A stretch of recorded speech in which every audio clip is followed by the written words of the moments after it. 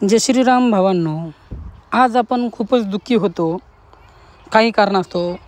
तरी पण आज आपण मन रमावं म्हणून गुड्ड्या महादेव इथे आलो. काम तर करावंच लागणार ना भावांनो, म्हणून आपण काम करण्यासाठी इथे गुड्ड्या महादेवाला आलो.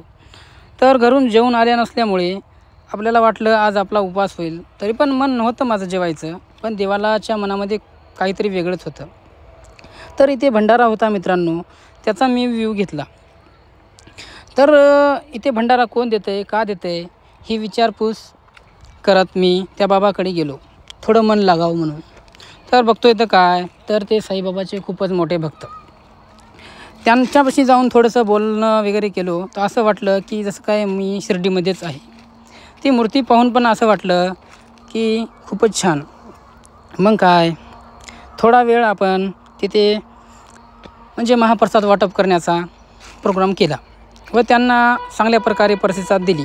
पण मन खूप सॅड असल्यामुळे त्यांना पण कळालं व ते पण म्हणले, काय झालं साई, का सॅड आहेस? पण त्यांना काय सांगू, मला रात्रात झोप नाही येत. पण कारण मित्रांनो फक्त सक्सेस होण्याचं आहे, दुसरं काही नाही. की लाईफमध्ये काही ना काही होण्यासाठी धडपड करत आहे, पण काही भेटत नाही आहे. तर त्यामुळे माझं मन खूपच वैतागून गेलेलं आहे. तरी पण जोपर्यंत लाईफ आहे तोपर्यंत मी करत राहील व तुमचा जर प्रतिसाद भेटला तर मी चांगल्या प्रकारे व्हिडिओ करत राहील. तर मित्रांनो, मन लागत नसल्यामुळे मी त्या लहान लहान लेकरासोबत थोडासा टाईम घातला व त्यांना खेळवलं व त्यांच्यासोबत खेळलं. तर थोडंसं मनाला चांगलं वाटलं. त्यांचं गाव, त्यांचं नाव सगळं विचारलं. मग काय, थोड्या वेळाने थोडं बरं वाटू लागलं. पण मनामध्ये आठवणी नेहमी येत असतात की काय होईल काय नाही.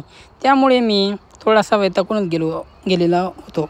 तरी पण मित्रांनो, त्यांच्यासोबत राहून चांगलं वाटलं होतं. थोडं गार्डनमध्ये इकडे तिकडे फिरलो.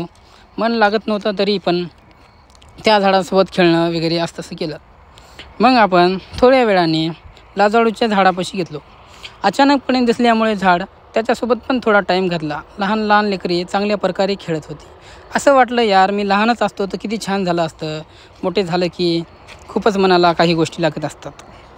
तर त्यांच्यासोबत चांगल्या प्रकारे खेळलो तरी माझं मन लागत नव्हतं. तर मग तिथून गेलो व तिथे एक मुलगा आला व म्हणला, काय झालं दादा, आज असं वाटत होतं की सगळे देव येऊन मला विचारतात की का साई, का असं करतोयस. तरी पण असं वाटलं की यार कुठेतरी आपण कमी पडतोय. मग आपण थोडा वेळ लहान लहान लेकरासोबत घसरगुंडी वगैरे खेळलं. मग त्यांच्या चांगल्या फोटो काढल्या व त्यांना चांगल्या प्रकारे दिल्या. शटलकॉक त्या मित्रांनी आणलं होतं, तर त्या लहान लहान लेकराला दिलं व त्यांना खेळू घातलं. मग काय, अशा प्रकारे माझा दिवस थोडा चांगला व थोडा वाईट गेला. तर मित्रांनो, तुमचा पण दिवस कसा जातो मला कमेंटमध्ये नक्की सांगा.